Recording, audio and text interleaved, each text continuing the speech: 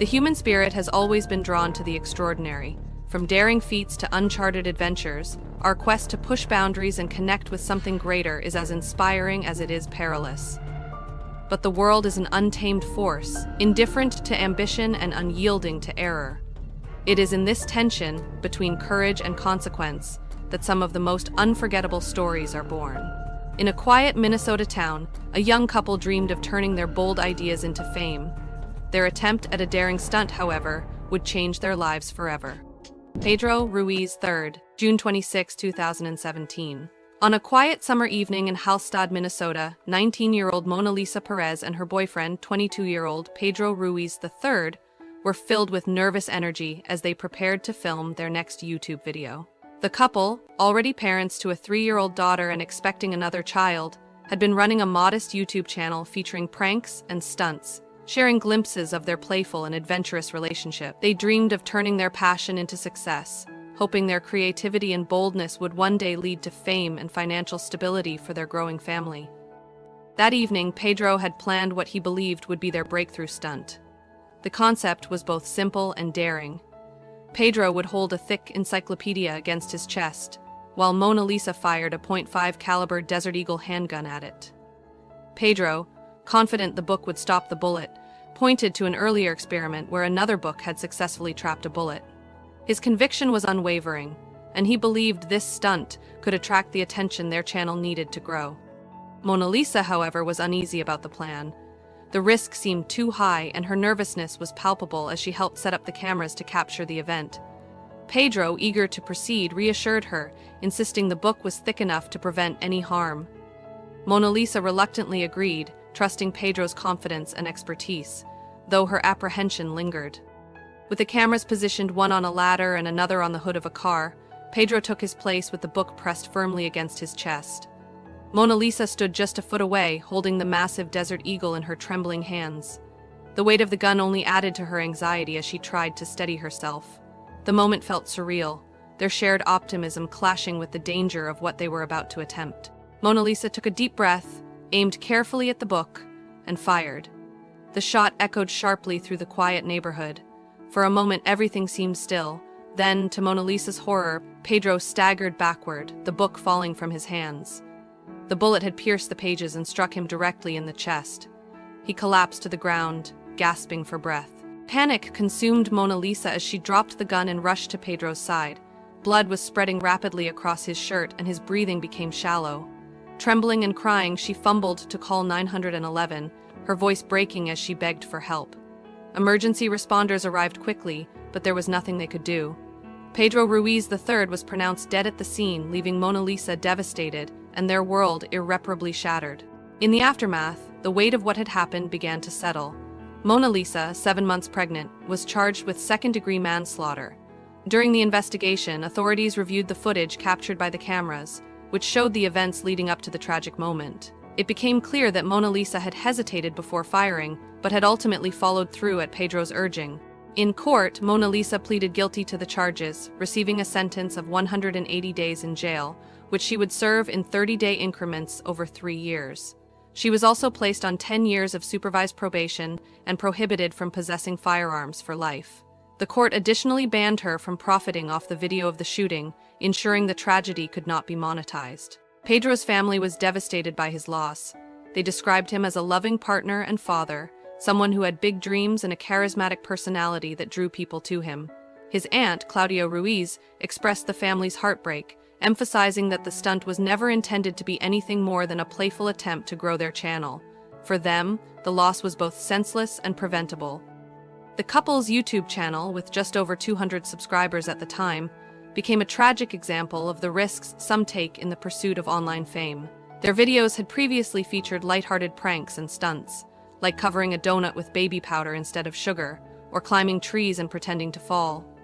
But the desire to create something extraordinary had driven them to attempt a stunt that ended in irreversible tragedy. The story quickly gained national attention, sparking debates about the dangers of stunts for social media and the pressure to go viral in an increasingly competitive digital landscape. MonaLisa and Pedro's story became a cautionary tale, reminding creators and audiences alike of the very real consequences that can result from chasing views and recognition at any cost. For MonaLisa, the days and years that followed were marked by grief, guilt, and the challenge of raising 2 children without Pedro. What began as a shared dream for a brighter future ended in heartbreak, leaving a mark on all who knew them and a haunting reminder of the fragility of life when aspirations and danger collide. The tragedy of Pedro Ruiz III reveals how aspiration and miscalculation can turn a moment of trust into heartbreak. But sometimes, the call of adventure itself becomes the risk. Across the Atlantic, a daring photographer named Jacob Cockle sought to capture the ferocity of nature, only to find himself at the mercy of forces far beyond his control. Jacob Cockle, May 28, 2013. The golden light of late spring bathed the Cornish coastline as Jacob Cockle stood at the edge of Carnsue Pool. The rhythmic sound of waves colliding with the shore filled the air, a soothing contrast to the chaos stirring in the water ahead. The Hale estuary where the pool was nestled was a place Jacob knew well, a landscape shaped by the ebb and flow of tides, its waters concealing old Victorian tunnels designed to dredge sand from the harbor. These tunnels created powerful whirlpools as the tide surged, a natural phenomenon both dangerous and mesmerizing. For Jacob, it was the perfect subject for his next daring video. At 28, Jacob was no stranger to risk. A thrill-seeker and professional photographer, he had built a reputation for capturing moments that most would shy away from. From towering waves to heart-stopping stunts, his lens focused on the raw power of nature, pushing boundaries in ways that captivated millions. But Jacob wasn't just about adrenaline. His work had a poetic quality, blending danger with beauty. He often described the sea as a force that both gave and took life, a sentiment born from a childhood spent in its embrace.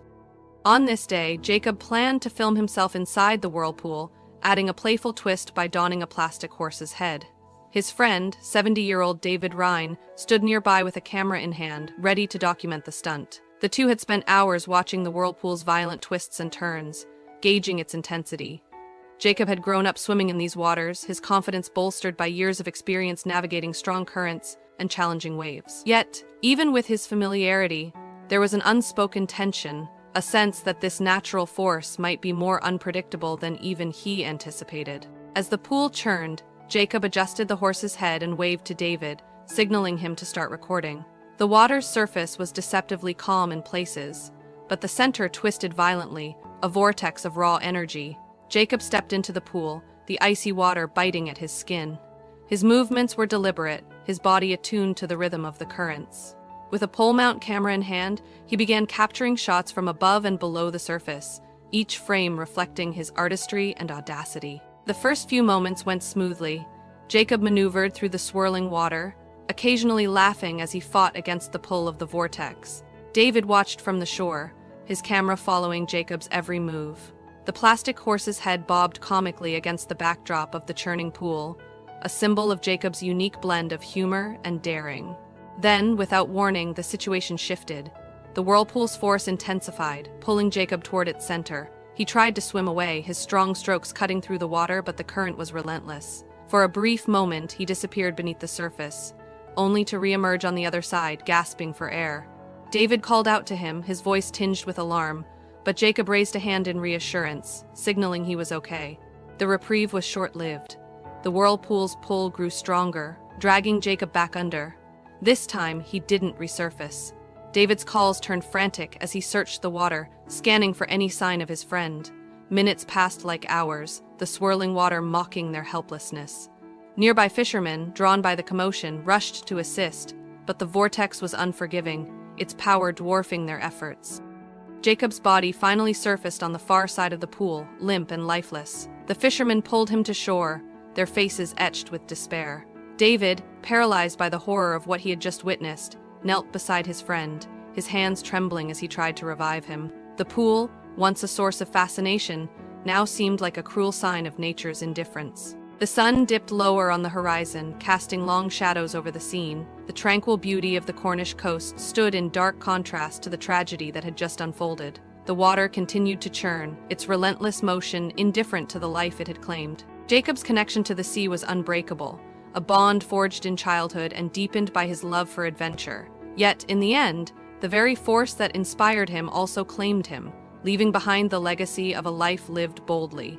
While Jacob Cockle's pursuit of natural beauty led to an intimate and solitary confrontation with danger, the story of Rhea Gamble, Alexei Liach, and Megan Scraper shows how even a shared passion for adventure can end in tragedy. Their journey to the breathtaking heights of Shannon Falls would become a tragic story of how nature's allure can transform in an instant. High on Life YouTubers. July 3, 2018. The roar of Shannon Falls echoed through the dense forest of British Columbia, a constant sign of the power coursing through the third highest waterfall in the province. At 1,099 feet tall, it was a breathtaking natural wonder, its mist shimmering in the sunlight and casting rainbows into the air. For the adventurous, Shannon Falls was both an inspiration and a challenge, a place where beauty met danger. On that warm summer day, 3 friends set out to explore its upper pools, driven by their unrelenting pursuit of awe and adventure. Rhea Gamble, Alexei Liach, and Megan Scraper were no ordinary visitors. As members of the popular YouTube channel High on Life, they had dedicated their lives to traveling the globe, capturing stunning landscapes and embracing daring stunts that inspired millions of followers. Their message was simple but compelling: live life to the fullest, seize the moment, and embrace the extraordinary. For Rhea, Alexei, and Megan, adventure wasn't just a pastime, it was a way of life.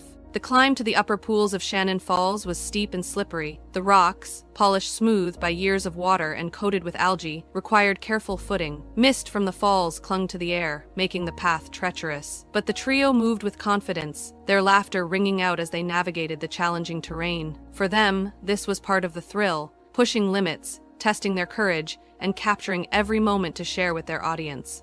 At the top, the pools were mesmerizing. Crystal clear water swirled in eddies, deceptively calm at the edges but hiding powerful currents that fed the cascade below. The group marveled at the view, the sunlight glinting off the water's surface as it flowed toward the towering drop. They inched closer to the edge, captivated by the fall's raw beauty. As they explored the slippery rocks, Megan's footing gave way. In an instant, she slipped and fell into the rushing water. The current seized her, dragging her toward the edge. The serene atmosphere shattered as panic set in. Megan flailed, her hands reaching out for anything to grab hold of, but the water was relentless. Rhea and Alexei didn't hesitate. Without a second thought, they leapt into the pool after her, driven by an instinctive need to save their friend. The current, however, was far stronger than it appeared. As Megan was pulled closer to the precipice, Rhea and Alexei swam with all their strength, fighting against the water to reach her. Their shouts were drowned out by the deafening roar of the falls, leaving them isolated in the chaos. Onlookers from a lower trail watched in horror, helpless as the scene unfolded above them. They scrambled to call for help, their voices trembling as they described what was happening. From their vantage point, they could see the trio battling the water, their efforts desperate and heroic. Megan was the first to go over the edge. The current dragged her down the cascade, her body vanishing into the torrent of water below. Moments later, Rhea and Alexei, unable to escape the pull of the falls, were swept over as well. The trio plummeted nearly 100 feet into the pool at the base of Shannon Falls, their fight against the water's unyielding force lost to the cascade. The scene below was chaotic. Witnesses ran to the edge of the lower pools, scanning the churning water for any sign of the 3 friends. Emergency services were called and rescue teams arrived swiftly, but the terrain and powerful water flow made recovery efforts dangerous and slow. Hours passed as search and rescue personnel worked tirelessly to locate them. By the time the 3 adventurers were found, it was too late. The water, beautiful and deadly, had claimed them. The upper pools of Shannon Falls, tranquil in appearance but hiding an unforgiving power, continued to flow as they always had, their surface unmarred by the tragedy. For Rhea, Alexei, and Megan, this place of awe and inspiration became the final chapter of lives lived in pursuit of the extraordinary. Their bravery and bond in those final moments reflected the spirit of their adventures, even as the untamed forces of nature overwhelmed them. For Rhea, Alexei, and Megan, the draw of uncharted terrain tested the limits of human determination. In contrast, Tor Ekhoff embraced the absurd and the extreme in more familiar territory. His icy escapades combined humor and risk, but the thin line between daring and disaster finally broke. Tor Ekhoff, a Pator. November 26, 2021. The icy expanse of Jacob's Dam stretched out under a pale November sun, the frozen surface shimmering like glass in the stillness of the Norwegian wilderness. Located west of Kongsberg, the lake was quiet and remote, surrounded by snow-draped trees and the crisp chill of winter air. For most, it was a scene of tranquility. For 57-year-old Tor Eckhoff, better known to millions on YouTube as Apator, it was an invitation to adventure. The frozen lake was his stage, a place where he pushed the boundaries of endurance and humor, blending daring stunts with a deep connection to nature. That morning, Tor had sent a cheerful message to his partner, Tove Skirvin, describing the perfect conditions at the lake. It was a routine he had performed countless times before, donning skates, wielding his camera, and stepping out onto the ice to film content that had captivated a global audience. His channel, with over 1.2 million subscribers, celebrated the absurd and the bold. Whether it was skating on thin ice, plunging into frozen waters, or sharing a laugh with a bottle of vodka in hand, Tor's videos reflected his unyielding zest for life. The setup was simple but effective. Tor positioned his camera to capture the vastness of the frozen lake and the humor of his antics against the beauty of the Norwegian landscape. As he laced up his skates and stepped onto the ice, he was in his element. Gliding effortlessly across the surface, he exuded confidence, carving graceful arcs as the ice groaned faintly beneath him. He raised a bottle of vodka to the camera, his laughter echoing in the still air, a moment of playful defiance against the cold. As he ventured further out, the ice grew thinner. Cracks began to spider beneath his skates, faint warning signs of the danger that lay ahead. Tor had navigated such situations before, relying on experience and instinct to guide him. His audience had seen him tackle precarious conditions countless times, always emerging unscathed. But ice is unpredictable, and that day, it held a danger even he could not anticipate. Without warning, the ice gave way. Tor plunged into the freezing water, the frigid shock seizing his body instantly. He thrashed against the icy grip of the lake, his breath coming in short, desperate gasps as he struggled to stay afloat. His hands clawed at the jagged edges of the ice, but the slick surface offered no purchase. The cold bit into his skin, sapping his strength with every passing second. Tor's cries for help echoed across the empty lake, carried by the wind to the surrounding forest. There was no one in sight.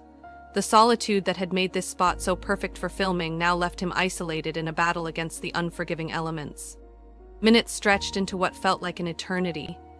Nearby, a local resident heard faint calls for help and immediately alerted emergency services. Firefighters and divers raced to the scene, their urgency underscored by the knowledge that every second mattered. The icy terrain and freezing temperatures only added to the difficulty of the rescue. Reaching the break in the ice, the rescue team pulled Tor from the water, his body lifeless and hypothermic.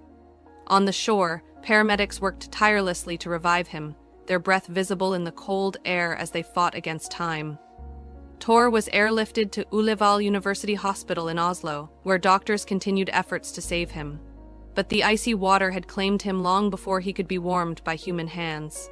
The next day, on November 27, 2021, Tor passed away, surrounded by Tove and their son Johannes. Tor had always approached life with humor and courage, finding joy in the absurd and meaning in the wild. Just 5 days before the accident, he had posted a video titled, "I am not dead, I am 57 today," continuing a tradition of humorous birthday reflections. In hindsight, the title became a haunting echo of his fearless spirit, a man who laughed in the face of danger and invited his audience to do the same. Tor Eckhoff's icy adventures highlighted the tension between playful defiance and the raw unpredictability of the natural world. But for James William Stobbe, the dangers were man-made. Known as Stobbe the Hobo, his journey through the rail yards of America revealed a hidden subculture, one that balanced freedom and peril with every step. His lifelong dance with danger came to an abrupt and tragic end. James William Stobbe, Stobbe the Hobo. November 9, 2017. The chill of a November evening settled over Baltimore, Maryland, as freight trains clattered through the industrial heart of the city. Their rhythmic hum filled the air, punctuated by the distant wail of a horn. For James William Stobbe, better known as Stobbe the Hobo to his fans, this was another night immersed in the world he loved. A modern-day train hopper, Stobbe spent his nights riding the rails, capturing the beauty and grit of America's freight yards through his YouTube channel. At 33 years old, Stobbe had become a master of his craft. He moved with confidence through the train yards, his heavy backpack slung over his shoulders, filled with the essentials of a nomadic life. His camera, always at the ready, was more than a tool. It was his way of sharing a raw and unfiltered view of the world with his growing audience. That night, under the dim glow of the rail yard's lights, he prepared to film another chapter of his story. Stoby's plan was clear. He intended to catch a ride on a freight train or document the movements of an Amtrak train passing through the yard. The rails hummed with activity, the massive engines exuding power as they maneuvered between tracks. Navigating a rail yard was a skill Stoby had perfected over the years, his steps deliberate as he avoided the dangers of slippery tracks and shifting cars. But even for someone as experienced as Stoby, the risks were always present. As he approached an Amtrak train, its size and speed commanding respect, Stobe prepared to make his move. Whether he was attempting to board the train or positioning himself near the tracks to capture the perfect shot remains unclear. Witnesses later reported seeing him near a rail bridge, his figure illuminated briefly by the train's headlights. The massive machine thundered closer, its engine a relentless force in the quiet of the night. In the darkness, a single miscalculation changed everything. Stoby's backpack became caught, snagging on a part of the train as it sped by. The momentum yanked him violently, dragging him along the rails. The unforgiving power of the train overwhelmed him, pulling him into its path. The impact was devastating, the screech of metal on metal echoing across the yard as the train continued its journey, unaware of what had just happened. Nearby, workers in the rail yard heard the commotion and rushed to investigate. They found Stoby lying near the tracks, his injuries catastrophic. One worker immediately called 911 to their voice, shaking as they relayed the location and the severity of the incident. Within minutes, the wail of sirens cut through the night, and emergency responders arrived at the scene. Paramedics assessed Stoby's condition, their faces grim as they realized the extent of the damage. The rail yard's harsh lighting illuminated their efforts as they worked quickly to stabilize him. Despite their best efforts, it was clear that the injuries were too severe. Stoby's life ended in the very environment he had devoted himself to exploring and documenting. The train that struck him had continued on, its crew likely unaware of what had occurred. Rail officials were notified and the train was stopped miles away for inspection. Investigators later pieced together the sequence of events, relying on witness accounts and evidence from the scene to understand how the accident unfolded. Stoby's body was removed from the tracks with care, a poignant moment in a space that had been his canvas for years. The rail yard, once alive with the symphony of moving freight, grew quiet as workers and responders processed what had happened. The tracks, indifferent to human life, stretched on into the distance, a symbol of both freedom and danger. For James William Stoby, the rails were more than a means of travel, they were a way of life, a connection to something raw and unfiltered. The freight trains continued their journeys, their rhythmic clatter echoing into the night, carrying with them the memory of a man who had made the rails his home. These stories capture the fragile dance between human determination and the untamed forces we seek to master. Each tale reflects the deep yearning to touch the extraordinary, often at the edge of risk. Yet, they also remind us of the unwavering reality that some boundaries are not meant to be crossed. The legacies of these individuals compel us to reconsider the cost of pursuing greatness, and to find awe not just in bold feats, but in the delicate balance of life itself.